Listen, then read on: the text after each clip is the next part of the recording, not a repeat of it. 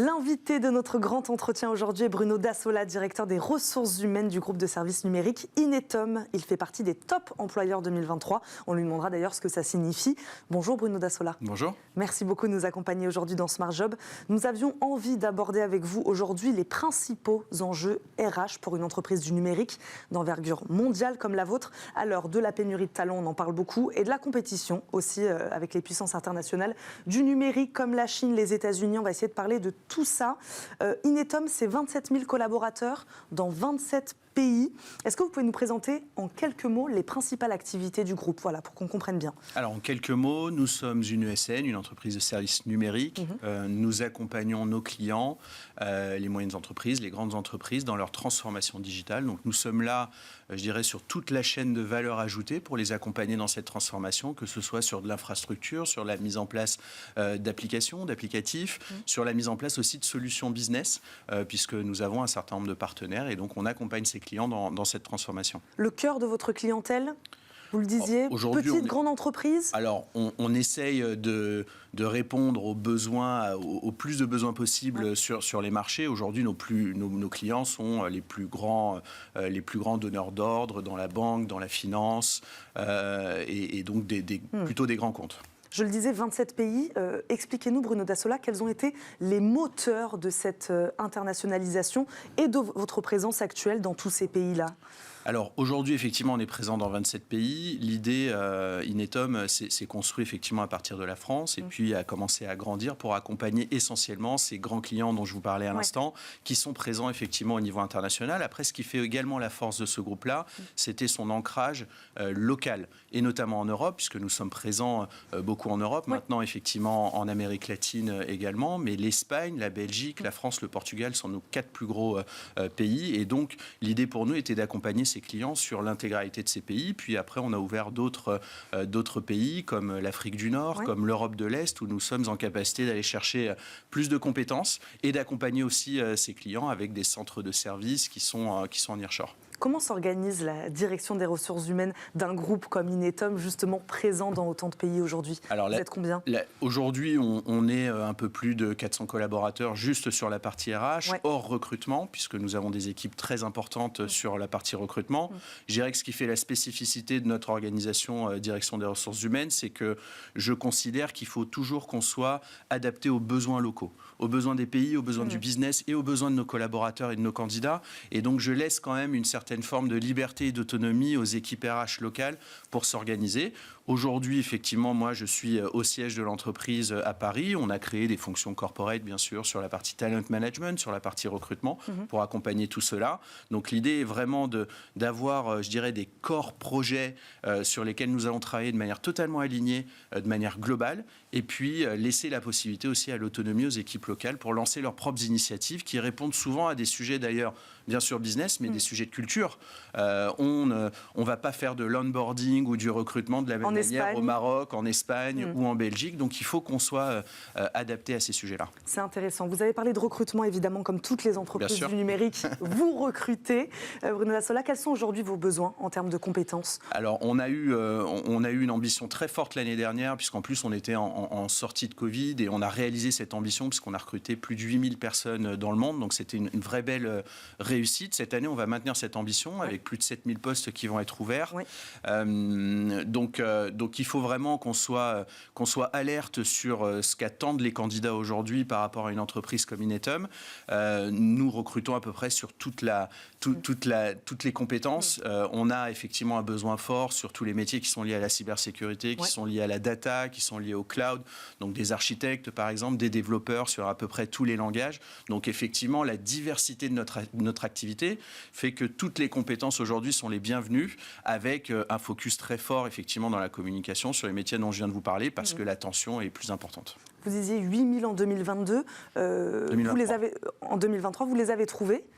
Alors, est-ce que vous avez des difficultés aujourd'hui à trouver les bons profils sur toute cette chaîne, vous le disiez? Alors, la difficulté, effectivement, elle existe. On sent que le marché est très tendu. Le début de l'année 2022 l'a été particulièrement sur le premier semestre. On a senti que la concurrence était très, très forte. On a eu effectivement une inflation aussi sur les salaires qui suivait l'inflation sur les prix d'une manière générale.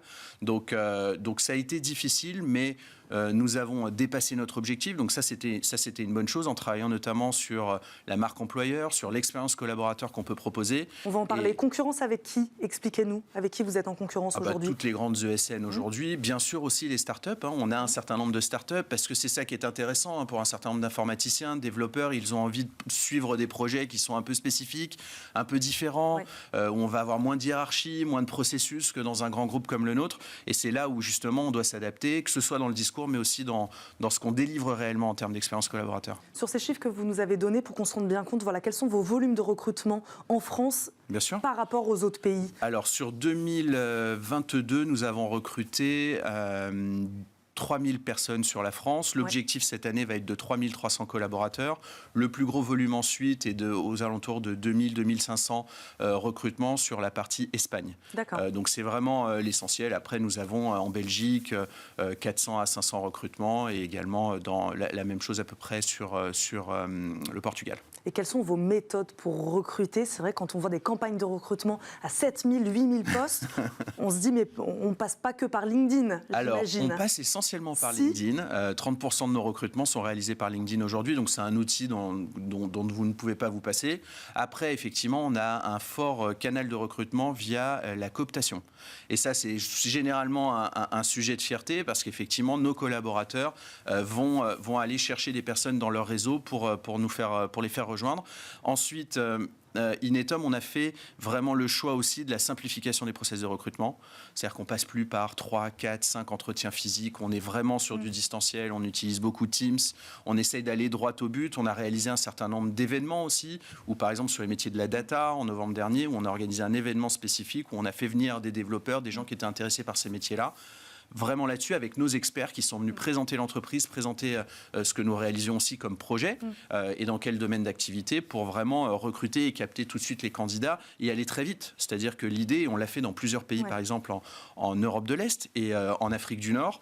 Nous avons réalisé ces événements avec l'idée de dire vous venez vous rencontrer l'entreprise et vous repartez avec un contrat de travail signé. Et donc vraiment, la rapidité aujourd'hui est absolument essentielle. Cette simplification, ce changement de méthodologie, c'est quoi? C'est la crise du Covid qui a été bien sûr. Un peu qui a fait la bascule. Ça a été un événement extrêmement important. On s'est retrouvés en distanciel et donc on ne pouvait pas arrêter non plus de recruter. La chance que nous avons eue ou la chance ou l'efficacité que nous avons eue, c'était de réussir à passer cette crise tout en continuant à servir nos clients. Et donc il fallait qu'on recrute, il fallait qu'on continue à attirer des compétences. Et donc effectivement, on s'est organisé pour pouvoir recruter à distance. Je voudrais dire un mot aussi. On sait que les entreprises du numérique recrutent aussi beaucoup de freelanceurs. Vous, c'est votre cas. Et de quelle manière vous les intégrez aujourd'hui? Vous le disiez, les gens ne veulent plus travailler de la même manière. Des développeurs qui veulent travailler peut-être sur un projet et puis s'en aller. Comment vous les intégrez aussi, tous ces gens chez Inetum? Dans notre feuille de route aujourd'hui, il est très clair, je vous le disais tout à l'heure, j'ai utilisé le mot s'adapter aux candidats. On s'adaptera aux candidats également par rapport à la relation de travail et au contrat qu'ils le souhaitent. On sait que dans certains pays, c'est beaucoup plus fort. En Belgique, par exemple, en Pologne, par exemple, ce sont des pays qui ont un historique et une culture du recours aux freelanceurs qui est beaucoup plus importante. Ça ne nous empêche pas de fidéliser ces collaborateurs. C'est-à-dire qu'on a des freelanceurs aujourd'hui qui travaillent pour nous depuis 6, 7, 8 ans. Et donc, c'est grâce à ce qu'on va leur apporter aussi en termes de plus-value, de couverture sociale, par exemple, d'expérience collaborateur. Même si je suis en freelance, j'ai accès aux locaux de l'entreprise, j'ai accès aux différents événements de l'entreprise. Et ça, c'est extrêmement important. En France, ça grandit un petit peu, mais ce n'est pas encore extrêmement marqué comme on peut le connaître dans d'autres pays. Donc, on est prêt à y aller s'il y a besoin. Bien sûr, nous sommes prêts à accueillir des freelanceurs forts de cette expérience dans certains pays. Mais aujourd'hui, je ne sens pas encore un mouvement très fort vers ce type de contrat. On va continuer à parler d'engagement collaborateur. C'est intéressant ce que vous dites. Vous venez donc de recevoir la certification Top Employeur 2023. Expliquez-nous, moi j'en avais jamais entendu parler. Que récompense-t-elle exactement? Alors, l'Institut Top Employeur vient fixer ce qu'on appelle un benchmark, un certain nombre de règles. On vous pose on doit répondre à des critères plusieurs centaines. On vous pose plusieurs centaines de questions auxquelles vous allez répondre. Est-ce que vous appliquez des processus sur cette thématique-là de manière aligné partout sur le périmètre ou uniquement localement? Oui, non, c'est extrêmement simple et vous apportez des éléments de preuve à cela. Donc, Top Employeur vient essentiellement vérifier si les meilleurs processus RH sont appliqués aujourd'hui dans votre entreprise. Donc aujourd'hui, effectivement, on est Top Employeur. Donc ça, c'est d'abord une grande fierté pour les équipes essentiellement qui ont travaillé d'arrache-pied sur ces sujets-là et qui vient valider finalement ce qui a été réalisé depuis plusieurs années, puisque c'est la première fois qu'Inetum a essayé d'obtenir cette certification. La spécificité aussi, c'est qu'on l'a tenté sur 5 pays et on l'a réussi sur 5 pays, ce qui nous a permis d'obtenir la certification Top Employeur Europe. On va peut-être rentrer dans le détail de la politique RH mis en place qui vous ont conduit donc aujourd'hui à recevoir cette certification.